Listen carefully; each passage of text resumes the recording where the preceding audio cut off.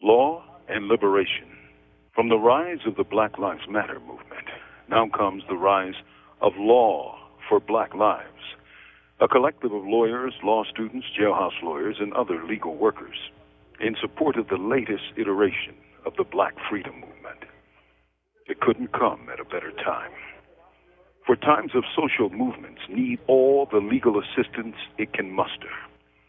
For those who oppose that system of white supremacy and rampant Negrophobia are often targeted by that same system for special punishment.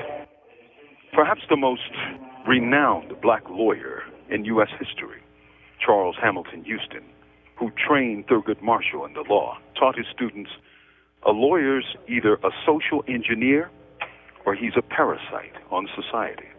Today, of course, he'd say she. Marshall, Houston's star pupil, who later went on to become the nation's first black Supreme Court justice, would recount one of his law professor's most potent lessons. There's no law on our side? Let's make some. I carry these words to L4BL. Let's make some. But I hasten to add this lesson from a jailhouse lawyer. The law is a tool of the state, often used for repression.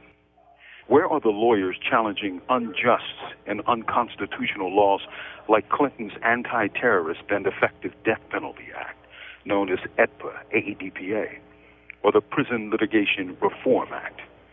These so-called laws were designed to enshrine injustice in statute.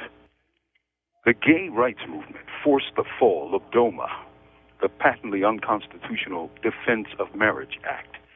It's time for the Black Freedom Movement to force the fall of AEDPA and PLRA, acts based on lies and injustice, which have contributed to mass incarceration.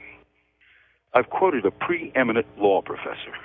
Now, let me quote an outlaw, revolutionary naturalist John Africa of the MOVE organization, a man bombed by the government on May 13, 1985 in Philadelphia. This is what John Africa taught MOVE members. Just because it's legal, don't make it right. Remember, the Holocaust was legal.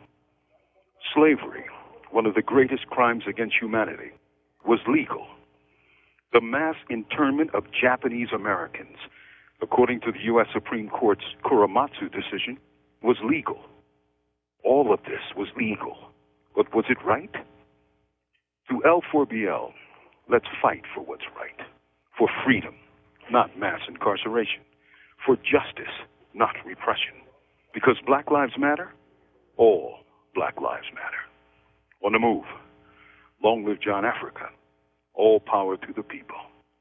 From Imprisoned Nation, this is Mumia Abu Jamal.